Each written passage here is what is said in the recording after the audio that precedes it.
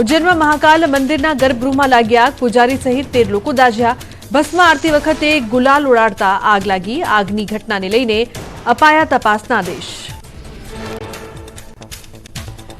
ક્ષત્રિય સમાજ અંગે પુરુષોત્તમ રૂપાલાએ કરેલા નિવેદન પર ક્ષત્રિય સમાજમાં નારાજગી. ગુજરાત ક્ષત્રિય સભા પ્રમુખે પણ નિવેદનને વખોડ્યું. કેન્દ્રીય મંત્રી અને રાજકોટ લોકસભાના ઉમેદવાર પરસોત્તમ રૂપાલાના નિવેદનથી ક્ષત્રિય સમાજમાં રોષ. રૂપાલાએ કહ્યું, મહારાજાઓએ અંગ્રેજો સાથે રોટી બેટીના વ્યવહાર કર્યા હતા. તેમણે કહ્યું કે સૌથી વધુ દમન થયું છતાં રૂખી સમાજ નહોતો ઝૂક્યો. રાજકોટમાં ચૂંટણી પ્રચાર દરમિયાન આપેલા નિવેદન બાદ ક્ષત્રિય સમાજ રોષે ભરાતા પરસોત્તમ રૂપાલાએ માંગી માફી. વિડીયો જાહેર કરીને કહ્યું કે મારા નિવેદન બદલ દિલગીરી વ્યક્ત કરું છું.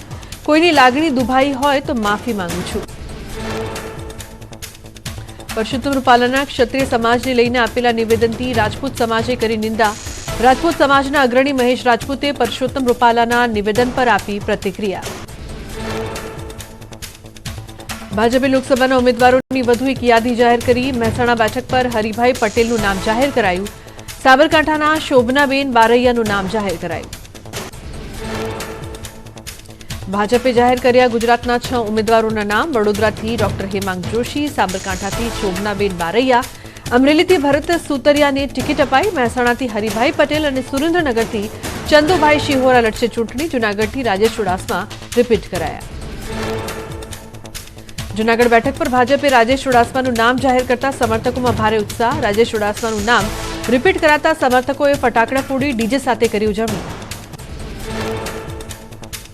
જૂનાગઢની બેઠક પર ભાજપે રાજેશ ચુડાસમાને ફરી ટિકિટ આપી. રાજેશ ચુડાસમાને રિપીટ કરાતા તેમણે પીએમ મોદી, ગૃહમંત્રી અમિત શાહ સહિત પ્રદેશ અધ્યક્ષ સી આર પાટીલનો માન્યો આભાર. ફરી એક વખત જીતનો રાજેશ ચુડાસમાએ વિશ્વાસ વ્યક્ત કર્યો.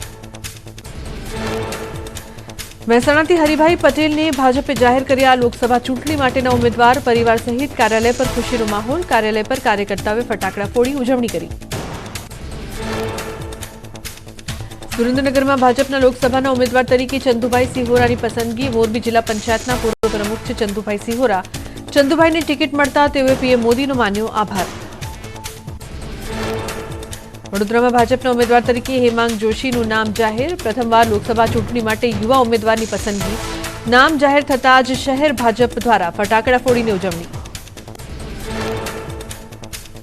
ભાજપે 111 ઉમેદવારોની 5મી યાદી જાહેર કરી. ભાજપની આ યાદીમાં ઘણા મોટા ચહેરાઓને આપવામાં આવ્યું સ્થાન. અભિનેત્રી કંગના રનૌતને હિમાચલ પ્રદેશના મંડી લોકસભા પરથી આપી ટિકિટ. હોળીની ઝાડ પરથી હવામાન નિષ્ણાંત અંબાલાલ પટેલનું અનુમાન. આ વર્ષે વહેલો વરસાદ થવાની સંભાવના વ્યક્ત કરી. જૂન મહિનામાં વંટોળ સાથે વરસાદની શક્યતા. ખેડૂતો માટે પાછોતરો વરસાદ સારો રહેશે. આ વખતનો ઉનાળો રહેશે આકરો. હોળીની ઝાડ પરથી અંબાલાલ પટેલે આપ્યો વર્તારો. 26 એપ્રિલ બાદ ગુજરાતમાં વધશે ગરમી. મે મહિનામાં 46 ડિગ્રી સુધી પહોંચી શકે તાપમાન.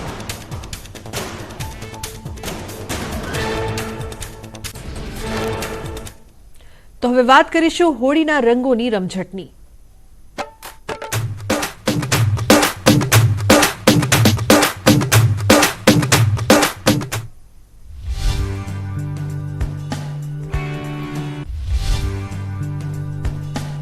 બોટાદના પ્રસિદ્ધ યાત્રાધામ સાળંગપુરમાં પણ ધૂળેટી પર્વને લઈને ઉત્સાહનો માહોલ છવાયો. 51,000 કિલો નેચરલ રંગ સાથે મંદિર પરિસરમાં ભક્તો અને સાધુ સંતોએ કરી ભવ્ય રંગોત્સવની ઉજવણી. હોળીને લઈને ખેડાના ડાકોરમાં ભક્તોની ભીડ. મંગળા આરતીમાં માનો મહેરામણ. ડાકોરમાં આજે ફૂલ ડોલોત્સવની ઉજવણી. રાજા રણછોડરાય સોના અને ચાંદીની પિચકારીથી રમશે ધૂળેટી. જય રણછોડના નાદથી ગુંજી ઉઠ્યું યાત્રાધામ. ડાકોરમાં રણછોડરાયનું મંદિર. ખેડા જિલ્લા વહીવટી તંત્ર અને પોલીસ તંત્ર દ્વારા મંદિરમાં પ્રથમ ધજા ચડાવાઈ. ખેડા જિલ્લાના પત્રકાર પરિવાર તરફથી મંદિર પર ધજા ચડાવાઈ. હોળીને લઈને ડાકોરમાં રણછોડરાય મંદિર રોશનીથી ઝળહળી ઉઠ્યું. રંગબેરંગી રોશનીથી સુશોભિત કરાયેલા મંદિરના આકાશી દ્રશ્યો સામે આવ્યા. યાત્રાધામ ડાકોરમાં ફાગણી પૂનમને લઈને હજુ સુધી 12 લાખથી વધુ લોકોએ કર્યા છે દર્શન.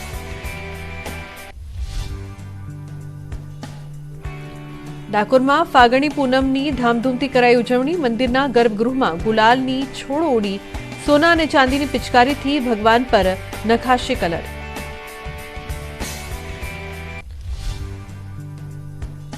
અમદાવાદમાં બાલાજી ફાર્મમાં રંગોત્સવ માટે ખાસ આયોજન, મિત્રો અને પરિવારજનો સાથે ધૂળેટી રમવા મોટી સંખ્યામાં લોકો જોડાયા.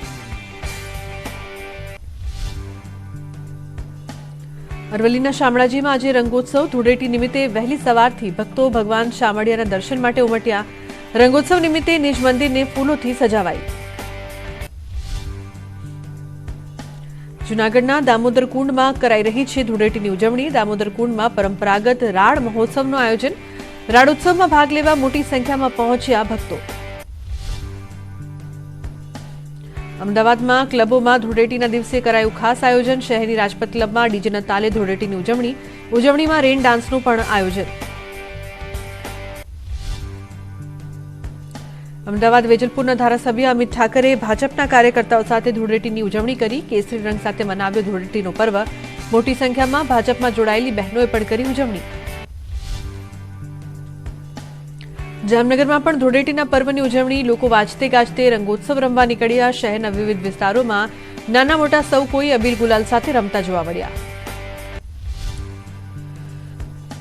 સુરતમાં રંગોના તહેવારની દબદબાભેર ઉજવણી. અઠવા લાઇન્સ એમટીબી કોલેજ પાસે પારંપરિક રીતે લોકો રમી રહ્યા છે ધૂળેટી. સૌ કોઈ ડીજેની તાલ પર ઝૂમ્યા. મહેસાણાના વિસનગરમાં ખાસડા હોળીની અનોખી પરંપરા. ગામમાં યુવાનો એકબીજા પર શાકભાજી ફેંકી હોળીની કરે છે ઉજવણી. રીંગણ, બટાટા, ટામેટા મારીને કરાય છે ઉજવણી. રાજસ્થાનના જાલોરમાં હોલિકા દહનના બીજા દિવસે બબૈયા ઢોલના તાલે રમવામાં આવે છે ધૂળેટી. માત્ર ધૂળેટીના દિવસે વગાડવામાં આવે છે આ ઢોલ. મંડાવાનગરમાં ફાગોત્સવનું આયોજન. ફાગોત્સવમાં ધપ મંડળીઓના કલાકારો દ્વારા ફાલ્ગુની ગીતો અને નૃત્ય સાથે રંગારંગ સાંસ્કૃતિક કાર્યક્રમો રજૂ કરાયા. વિદેશી પ્રવાસીઓ પણ ફાગોત્સવની મજા માણતા દેખાયા. પાટણના બ્રાહ્મણવાડા ગામે છેલ્લા 700 વર્ષથી હોળીના તહેવારના દિવસે એક વિશેષ પરંપરા. ગામમાં ચૌધરી સમાજમાં જેને પણ પહેલું સંતાન થાય તેની જેમનો ઉજવવામાં આવે છે પ્રસંગ. જેમના ઘરે પ્રથમ પુત્રનો જન્મ થાય છે તે મહિલાઓ હોળીની જેમ નિમિત્તે આખો દિવસ રાખે છે ઉપવાસ. બાદમાં પોતાના દીકરાને નવા કપડાં પહેરાવીને કરે છે તૈયાર. ગામ વચ્ચે બધા બાળકો પરિવાર સાથે ગામના ચોકમાં થાય છે એકઠા. ગોગા બાપજીના મંદિરે જઈને ધરાવાય છે સુખડીનો પ્રસાદ.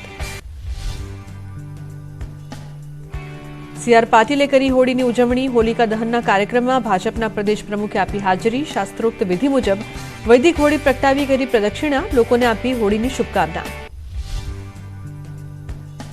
સોમનાથ ટ્રસ્ટ તરફથી કરાયું હોલિકા દહનનું કાર્યક્રમ. ચોપાટી ગ્રાઉન્ડ પર વૈદિક મંત્રોચ્ચાર સાથે હોળી પ્રગટાવાઈ. આ હોળીમાં ગાયનું છાણ, ગીર ગાયનું ઘી, સમિત કાષ્ટ, 7 પ્રકારના અનાજ, કપૂર સહિત ઔષધિઓનો કરાયો હતો ઉપયોગ.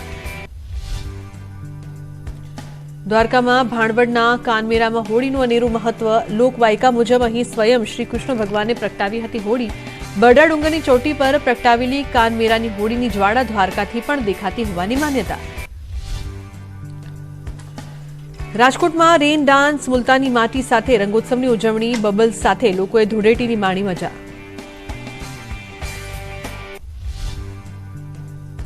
હોળી ધૂળેટીના પર્વ નિમિત્તે જામનગરમાં ગેરૈયાની વિસરાતી પરંપરા જોવા મળી. સ્થાનિકોએ હોળીની મોડી રાત્રે પરંપરાગત નારિયેળ ફેંક, બાક્સ રમત, દડેથી દડે આઠવાની રમતો રમી હતી.